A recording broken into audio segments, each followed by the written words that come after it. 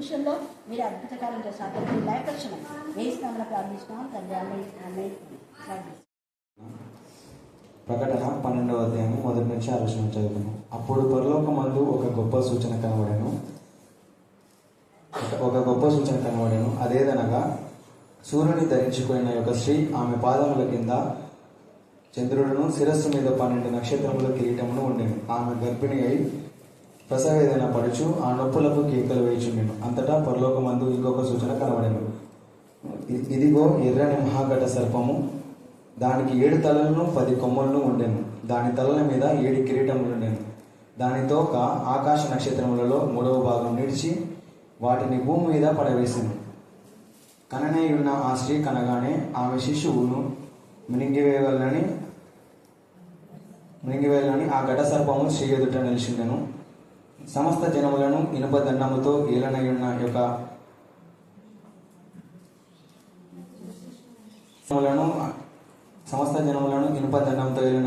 స్త్రీ యొక్క మగ శిష్యును ఆమె కనగా ఆమె శిశువు దేవుని యొద్దకును ఆయన సింహాసనం వద్దకును కొనిపోబడెను. ఆ స్త్రీ అరణ్యమునకు పారిపోయాను.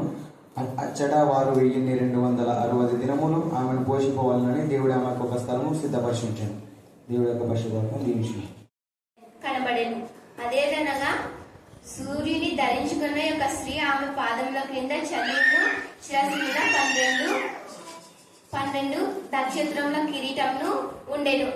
అంటే అప్పుడు పరలోకమందు ఒక గొప్ప సూచన యోహానికి కనపడిందంట. ఎందుకంటే అక్కడ స్త్రీ సూర్యుని ధరించుకొనిందనమాట. సూర్యుని ధరించుకొని ఒక స్త్రీ ఆమె పాదముల క్రింద చంద్రుడు, శిరస్సు మీద 12 కిరీటములు ఉండవంట ఆమెకి. అంటే ఆమె గర్భిణీ స్త్రీ కదా. యోహానుకి చూపించిన మాటలు ఇక్కడ వ్రాశారు. అంటే యోహాను కన్న వాటిని, విన్న వాటిని, చూచిన వాటిని, దీంట్లోనే ఉన్న వాటిని చెప్తున్నాడు కదా. అట్లా ఆ స్త్రీ ధరించుకునింది కదా. ఆ స్త్రీ ఆమె గర్భిణి అయి ప్రసవ వేదన పడిచి ఆ నొప్పులకు కేకలు వేయించిండెను. అంటే ఆమె గర్భిణీ స్త్రీ ప్రసవ వేదన పడిచింది కదా. అట్లనే మనం కూడా ఏదో ఒక బాధలో, వేదనలో, రోదనలో, ఏదో కష్టంలోనే ఉంటారు. ఎవరైతే సంతోషంగా దేవునిలోనే సంతోషంగా ఉండగలరు. కానీ ప్రతి ఒక్కరికి ఈ లోకంలో ప్రతి ఒక్కరికి ఏదో ఒక సమస్య, ఏదో ఒక చిక్కులు, చింతలు, బాధలు, రోదనలు, వేదనలు అన్ని ఉంటాయి. కానీ ఆమె గర్భిణీయే ప్రసవ వేదన పడుచు ఆ నొప్పుల కేకలు వేయించిండెను. అలానే మనం ఏదో ఒక బాధతో మనం మూలుగుతూ ఉంటే ఆ మూలులని ఎవరింటారు? దేవుడింటాడు. కాబట్టి నేను కూడా ఇక్కడికి రానికే ఎంత వేదనలు, ఎంత ప్రసవంలో నాకు ఇక్కడికి రానికే ఎప్పుడు వచ్చినా నన్ను ఊరుకులాడుంటేనే వస్తా. నాకు టైం ఉండదు, ఇంటికాడ పని ఎక్కువ అవుతుంది, ఇంకా పిల్లలతోటి ఎక్కువ అవుతుంది అనమాట. ఇంకా పెద్ద ఇల్లు కదా, బాగా లేచిపోయినా నేను. కానీ టీచర్ మాట చెప్పింది కాబట్టి పెద్దల మాటను మనం మీరకూడదని నేను ఎట్టన్నా కానీ ఓడిపోకూడదు దేవుడా, ఎట్టన్నా కానీ నేను వాక్యం చెప్పాలని నేను ఇప్పుడు టీచర్ చెప్పినప్పుడే మనము చెప్పాలని సిద్ధపాటైనా ఎన్నో సిద్ధపాటైన వాక్యం చెప్పడానికే. కానీ అవన్నీ నా మైండ్ లేకొస్తలేవు. ఈ వాక్యమే చెప్పాలని సంగతి ఆలోచించింది. ఈ వాక్యమే చెప్పాలని చాలా రోజుల నుంచింది అనమాట. నాకు ఎన్నో సిద్ధపాటు చేసుకున్న వాక్యంలో అంశాలు, కానీ ఈ వాక్యం చెప్పాలని నాకు ప్రేరేపణ ఉందని ఈ వాక్యం చెప్పడానికి కానీ నేను వచ్చిన అనమాట.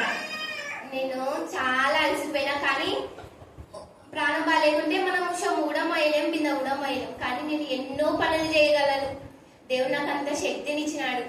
ఇది నాకు గొప్ప సాక్ష్యం. ఎందుకంటే నేను పరిగెత్తనే ఉంటా, బాధల, వేదనల, రోదనల దేవునితో పరిగెత్తనే ఉంటా. కాబట్టి ఆమె గర్భిణీ ప్రసవ వేదన పడిచానప్పుడు కేకలు వేసిన నాకు కూడా అంటనే అనిపిస్తుంది. నేను కూడా ఎంత ప్రసవ వేదన పడుతున్నా, ఎంత ఆడుతున్నా అనిపిస్తుంది. ప్రతి విషయంలో నేను ఫాస్ట్ గా ఉండాలని. ఎందుకంటే నేను వాక్యము చదవడానికే కొంచెం సమయం ఇచ్చినా వాడికి ఎక్కువ సమయం ఇస్తానని బాధ ఉంటుంది నాకు. ఆమె గర్భిణీ ప్రసవ వేదన పడిచి ఆ నొప్పులకు కేకలు వేస్తున్నట్ట అన్నమాట. అట్లనే నేను బాబు కూడా డిప్రెషన్ అయిపోయినప్పుడు నన్ను టీచర్ వాక్యం చేతనే, ఆమె చెప్పిన మాట చేతనే ఇంత బాగా ఎదిగినా అనమాట. నేను ప్రతిదీ ఇక్కడనే పొందుకున్నాను. నేను ఇక్కడికి తప్ప ఎక్కడికి పోను. నాకు వాక్యము ధ్యానించడము, నేను చదవడము, పాటలు పాడడం ప్రతిదీ ఇక్కడ నేర్చుకున్నా నేను. నాకు ఎందుకంటే ఇక్కడ బాగా అలవాటు అయిందనమాట. బాగా వాక్యం కూడా తెలంగాణలో కూడా ఉన్నారు కదా. అయితే నేను ఈయన వాక్యంని బాగా తెలుసుకున్నా, బాగా ఎట్లా చెప్పాలా, ఎట్లా నేర్చుకున్నా, ఎట్లా ధ్యానించాలా. తెలంగాణలో కూడా ఈ వాక్యంని నేను చెప్తానన్నమాట.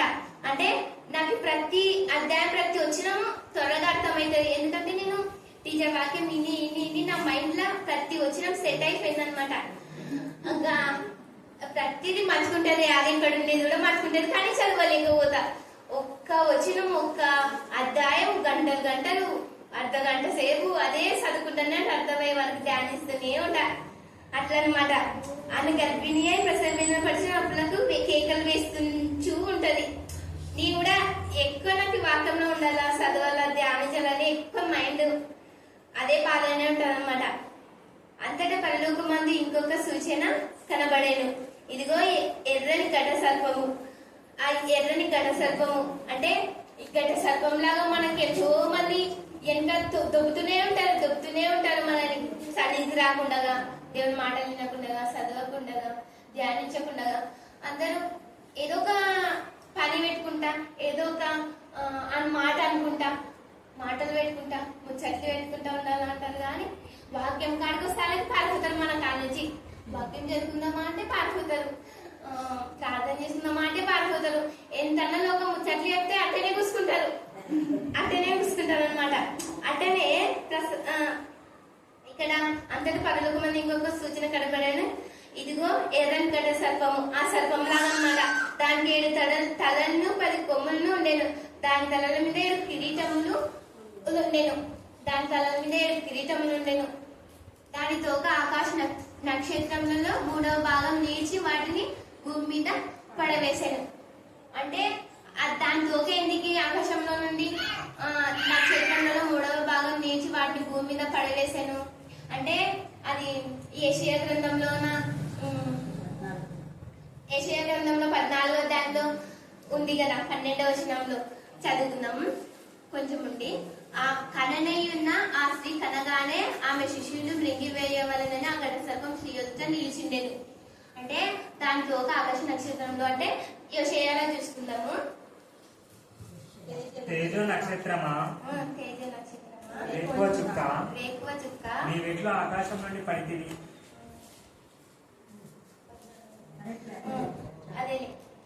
జనములను పడగొట్టిన నీవు నేల మట్టం వరకు ఎట్లు నరకబడితివి. నేను ఆకాశమున నెక్కిపోయేదను.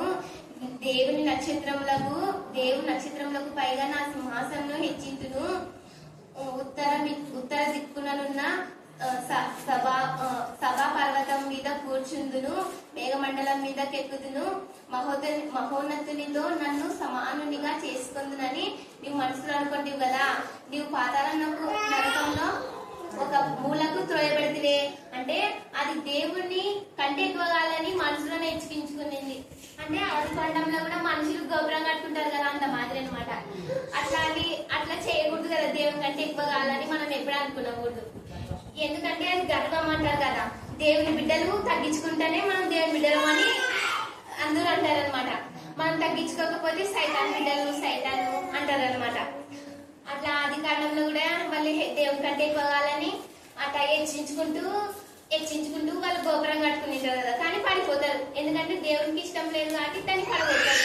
అట్లనే ఈ యొక్క సైతాన్ని లూసిఫర్ దాన్ని కూడా సైతాన్ని ఘట సర్పాన్ని కూడా దేవుడు తోసివేశాడనమాట. అట్ట పాడేశాడనమాట దేవుడు. మనం ఎంత మాత్రం ఉన్నా తగ్గించుకొని ఆయన సన్నిధికి రావాల. ఎన్నో శ్రమలు, ఎన్నో బాధలు, ఎన్నో ఇబ్బందులు ఏదో ఒక రూపంలో మనలోన ఉండనే ఉంటదన్నమాట.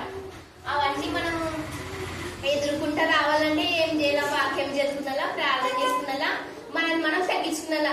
అంత మాత్రం కంటే మనం ఏం చేయలేం. ఆత్మహత్యలు కూడా చేస్తారు. ఎందుకు? ఆ బాధను తట్టుకోలేక. ఆ టాడీ చేయకూడదంటే మనం ఇక్కడికి రావాలి, సహవాసం కావాలా, దేవుని దగ్గరికి రావాలా, నడిపించుకోవాలా. అంటే మనకు తెలిసిన వాళ్ళు ఎంతమంది నశిస్తున్నారని వాళ్ళు తెలిసినారనుకో, వాళ్ళు మనని తిక్కలు, తెలివి లేదు, మెంటల్ది, తిక్కది అని అంటారు. కానీ వాళ్ళకి చెప్పే తీరులో మనం చెప్పాలా. వాళ్ళు అనేది అంటారు, మనం చేసేది మనం చెప్పేది చెప్పాలన్నమాట. అలా నేను కూడా ఎన్నో సార్లు ఎంతో మందికి ఇక్కడికి రండి టీచర్ దగ్గర రండి ప్రార్థనకు కొన్ని కాడెందుకుంటారు ఆ మాట ఈ మాట చెప్పినామనుకో వాళ్ళు ఏమన్నారు తిక్కది మెంటల్ది పిచ్చిది నీది మాత్రమే అనేది అట్లా అంటారు. కాబట్టి మనం అవన్నీ ఫీల్ కాకూడదు, అవన్నీ పట్టించుకోకూడదు. అవన్నీ పట్టించుకుంటే మనం మనలోన మనమే మంచిగా పనికిరాం, మనమే పనికిరాం, వాళ్ళు కాదు మనమే పనికిరాం. కాబట్టి అవన్నీ పట్టించుకోకుండా రోషంగా మనం దేవుడితో ఉంటే దేవుడే మనల్ని వాళ్ళ ఎదురుగా హెచ్చించి బాగా చేస్తాడు అనమాట. ఇక్కడ గత సర్పం కూడా లూసిఫర్ కూడా అంతే.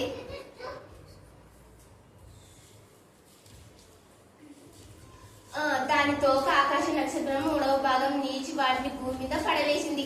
అంటే దాని తోకతోటి ఆకాశ నక్షత్రం 3వ భాగం నీచి వాటిని భూమి మీద పడవేసింది. దానికి ఎంత కోపం ఉంది చూడు, దానికి ఎంత పొగులుంది చూడు అని అర్థం. కన్ననయ్యున్న ఆ స్త్రీని కనగానే ఆమె శిశువును మృంగివేయవలనని ఆ గడ సర్పం స్త్రీ ఎదుట నిలిచిండేది. అంటే అలాగే ఏళ్ళగా మనకు శిశువు పుట్టేనని ఉంది కదా, దాంట్లో 9వ అధ్యాయంలో 6వ అధ్యాయంలో ఏషియాలో అట్లా 9:6 అట్లా మనకి దేవుడు పుడతాడనమాట. కన్ననైన ఆ స్త్రీ కనగానే ఆమె శిశువును మింగివేయవలనని ఆ సర్పము స్త్రీ ఎదుట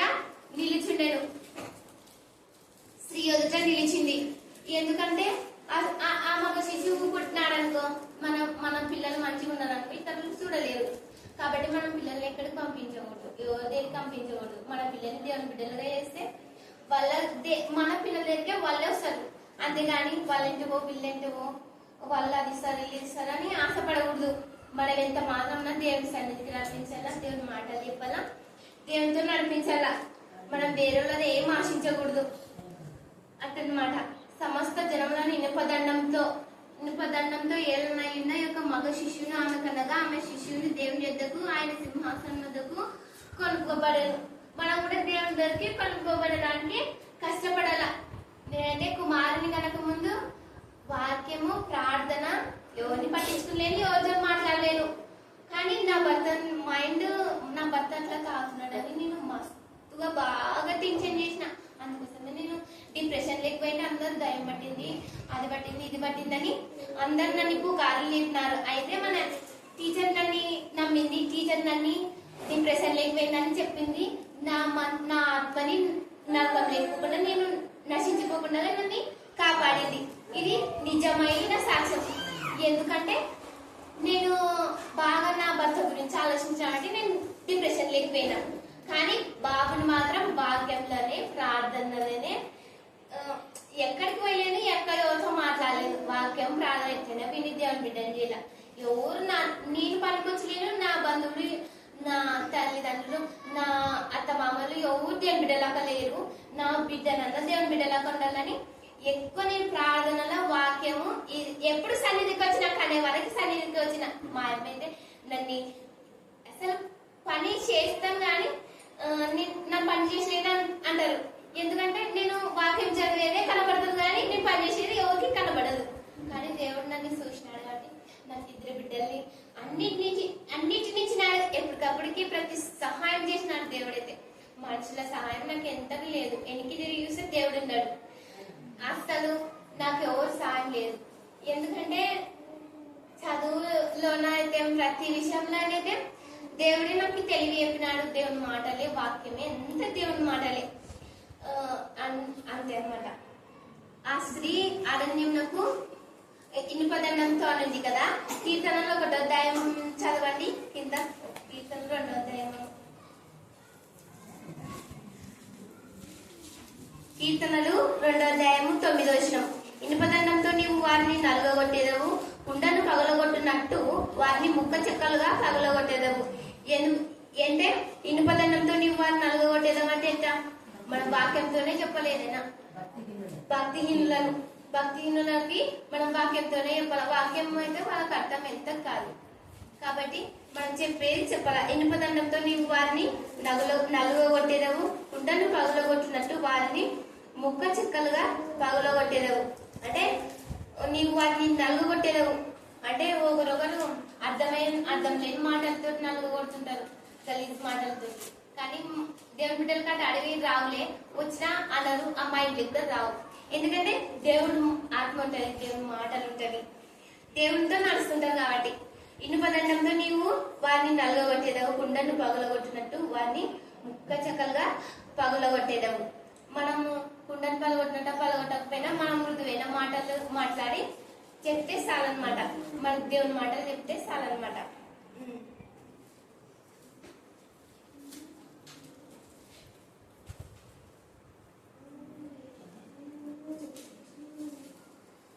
ఆ స్త్రీ అరణ్యమునకు పారిపోయెను.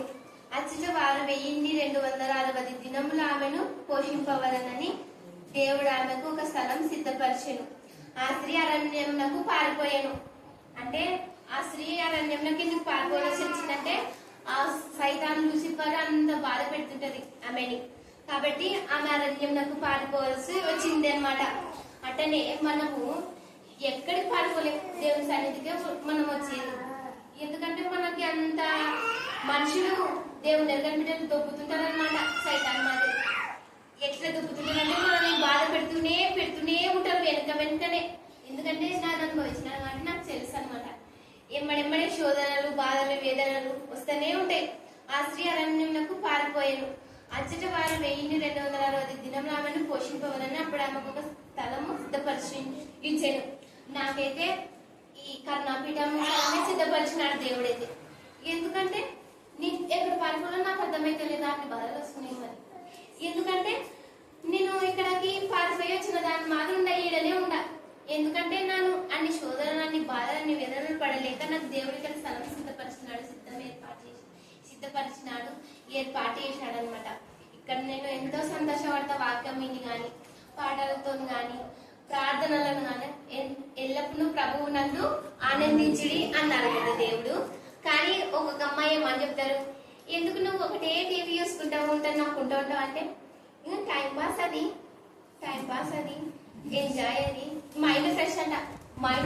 అది ఎవరన్నా మైండ్ ఫ్రెష్ కట్ చేస్తారంట. ప్రార్థన చేస్తుందా, వాక్యం చదువుతుందా, ఎంత ఎంత దేవుడు ఎంత దీవించినా అట్టే ఉన్నది మనుషులు. లోకంలోనే ఏమేమి పురుషుకుందామా, ఏమేమి సంపాదించుకుందామా, ఏమేమి తిందుమా, ఏమేమి త్రాగుమా, లోకంతో ఎంత సేపు ఉందమా.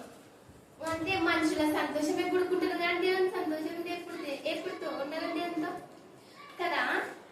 అది మైండ్ ఫ్రెష్ కాదని మైండ్ చెడిపోవడం, ఆత్మ చెడిపోవడం అంటది. అట్లా ఒక్కొక్కమ్మ ఒక్కొక్క మాటలు మాట్లాడుతుంటారు, వాళ్ళకి ఆత్మ లేకుంటది. ఎందుకంటే అది అన్నప్పుడు ఏం చేస్తారు, పూలు తెచ్చుకొని చర్చికి పోయి తిని బాగా మళ్ళా చర్చికి పోయి వస్తారు, మళ్ళీ టీవీకి వసుకొని అన్నం తిని నిద్ర కొట్టి రోజు ఆదివారం అయిపోయిందని చెప్తారు.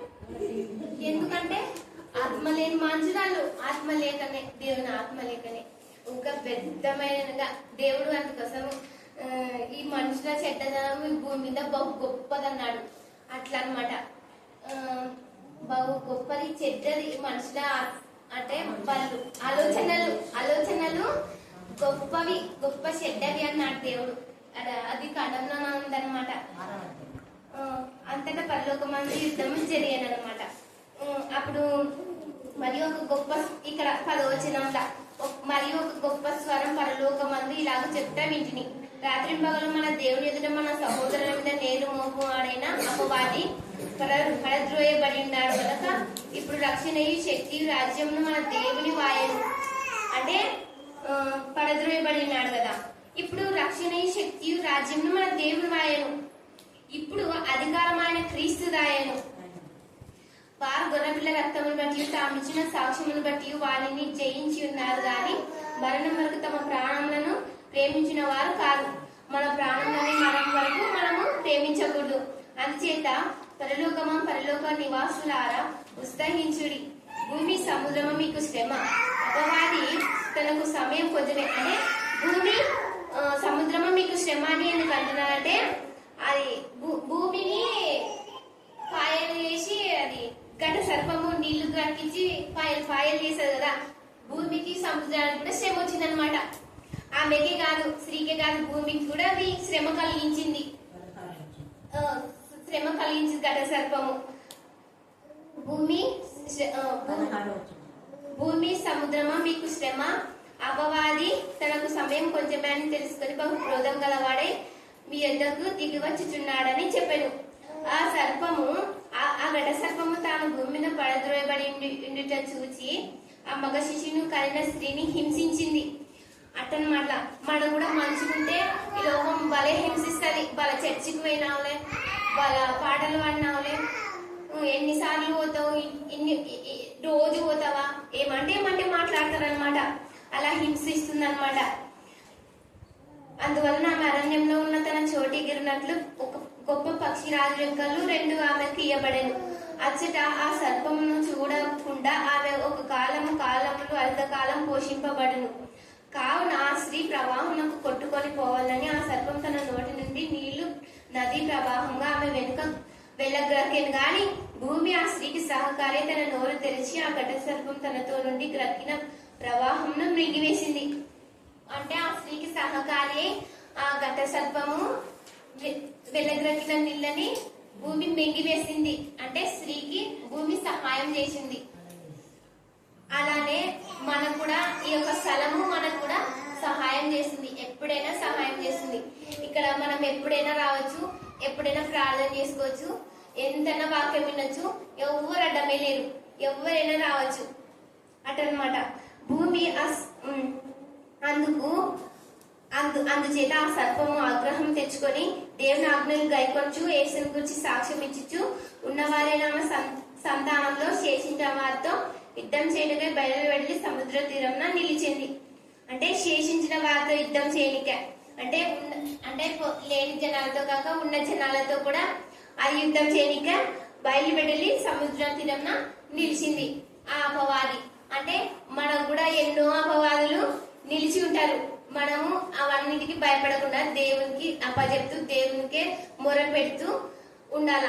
ఎందుకంటే మనకి దేవుని నమ్ముకున్నలకే శ్రమలన్నీ, వాళ్ళకి శ్రమ, బాధ, దుఃఖం, వేదన ఇటువంటివి దేవుని బిడ్డలకి ఎంత మాత్రం తెలిసి రావు. దేవుని ఎప్పుడైతే ఎరిగింటారో వాళ్ళకి శ్రమ, దుఃఖం, బాధ అనేటివి తెలిసి వస్తావు అనమాట. వాళ్ళు ఎందుకంటే లోకానుసారంగా జీవించేటోళ్ళు అబద్ధంలతో, మోసంలతో అన్నిటినీ అంత తప్పుడుగా ఎదుర్కొంటుంటారు వాళ్ళు. మనం నిజాయితీగా ఎదుర్కొన్నతోళ్ళం కాబట్టి మనకి చేత కాదనమాట. దేవుడే మనకు సహాయం చేయగలనని చెప్తున్నాను. దేవుడు ఎన్నో సహాయములు చేసింటాడు కదా. ఈ స్త్రీకి సహాయం చేసినట్టు మనకు కూడా ఎన్నో సహాయం చేసింటాడు దేవుడు. ఎంతో ఘట సర్పమయం కాదు ఈ యొక్క శాతానితోనేం కానీ మనకి ఎంతో మాత్రం దేవుడు ఎప్పుడు సహాయం చేస్తూనే ఉంటాడు. ఈ సహాయంను మర్చి, ఈ రక్షణను మర్చి, ఈ కర్ణాపీఠంని మర్చి, ఇక్కడ పొందుకున్న మేలుని మర్చి ఇంకా మేము బాగుండంలే అని ఇంటి దగ్గర చాలా మంది ఉంటారు. నా కళ్ళు ఎదురుగానే చూస్తాను నేను. కానీ ఎన్నో సార్లు నేను రాండి రాండి అని పిలుస్తా, కానీ ఎవరు రారు. ఎందుకంటే వాళ్ళ ఆత్మ పడిపోయింటది, వాళ్ళ ఆత్మ వాళ్ళు కోల్పోయింటారు. వాళ్ళని బయటికి తీసుకురావాలంటే కూడా మన చేత కాదు. మనం ఎంత మాత్రం ప్రార్థన చేయగలుగుతాం. అంటే వాళ్ళు దేవుని మర్చి అలా చేస్తుంటారు అనమాట, లోకంలో పడిపోయింటారు అనమాట. నేను గుర్తు చేసినా వాళ్ళు ఈమెతోనే ఈ మాటనే చెప్పేది అని. అంటే ఇక్కడికి రాకపోవడం ఎందుకంటే తప్పు, పాపము, ఏదో ఒక పొరపాటు వాళ్ళలోనే ఉంటది. అందుకే రారు ఇటుకి. ఇటుకి రావాలంటే ధైర్యం సాలకనే రారు. ఎందుకంటే కరెక్ట్ ఉంటే ఎందుకు రారు? కరెక్ట్ లేనందుకే కదా. కరెక్ట్ లేకనే ఇక్కడికి రానికే భయపడతారు, గొడుగుతారు. వాళ్ళ తప్పులు వాళ్ళకి తెలిసి కూడా, వాళ్ళ పొరపాట్లు వాళ్ళకి తెలిసి కూడా నేరం మోపుతుంటారు. అపవాది మోపినట్లు అనమాట. నేరం మోపు వాడిన అపవాది మనపై రాత్రి పగలు ఎలాగైతే నేరం మోపుతాడో అట్లా మనం దేవుని బిడ్డలమే, దేవుని సన్నిధి కోసం కాబట్టి వాళ్ళు భయపడి రాలేదు కాబట్టి మనం నేరం మోపనికే వాళ్ళు కాచుకొని ఉంటారు. కాబట్టి ఇవన్నీ వాక్యంలో ఉంటాయి కాబట్టి ధ్యానిస్తే ఇంకా లోతుగా ఉంటుంది. కాబట్టి నాకు తెలిసిన వారికి నేను ఎందుకు ఇంత ధైర్యంగా వచ్చినానంటే టీచర్ నీకు వచ్చినట్టు చెప్పానింది. నాకు ఆ మాట చాలని దేవుడా, నాకు వచ్చినట్టే చెప్పు తండ్రి అని వచ్చిన అనమాట. నీకు వచ్చినట్టే చెప్పాలి అన్నందుకు నేను ధైర్యం తెచ్చుకొని దేవుడు నాకైతే ఇంత లోతుకైతే రాదు, ఈ మనసులో ప్రేరేపిస్తున్నావు కాబట్టి ఈ వాక్యం చెప్తాను నేను అని. ఇంకా అందులో మళ్ళా నేను మేరకతో ఎక్కువ ఇక్కడికి వస్తాను కదా, మేరక సిహెచ్ మేరకతో. అందుకే నేను పెద్దది కదా, నాకు బాధ తెలిసింటుందని కొంచెము పోయి కొంచెము ఇద్దరం సంభాషించుకున్నాం. కానీ మీరు ఒక తలంపులు వేరుంటే నా తలంపులు వేరుంటాయి కదా, సెట్ కొంచెం సెట్ అయింది, కొంచెం సెట్ కాలే. అందుకే దేవా తండ్రి నేను చెప్తాను ఎట్టన్నా కానీ నేను ఓడిపోకూడదు, వెనక పడితే ఎవరన్నా చెప్పలేక పోతాను అని త్వరగా రెడీ అయ్యి వచ్చిన.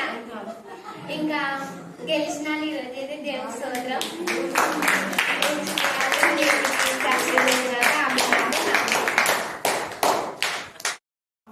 బట్టి ప్రశస్తమైన మీ సన్నిధానములకు వధింపబడిన గొర్రెపిల్ల రక్తానికి ఎంత స్తుతించినా కూడా తక్కువే మా ప్రభా. మరి ముఖ్యంగా నా తండ్రి దేవా, ఈ యొక్క అక్టోబర్ మాసంలో మేము దర్శించిన ప్రతి గృహాన్ని బట్టి, ప్రతి సంఘాన్ని బట్టి తండ్రి మీకు ఎంతగా బంధాలు స్తుతులు స్తోత్రం చెల్లిస్తున్నాం దేవా. మీ మేలులకై మా ప్రభ నా తండ్రి మేము స్తుతించి మహింపరిచి కొనియాడి ఆరాధిస్తున్నాం.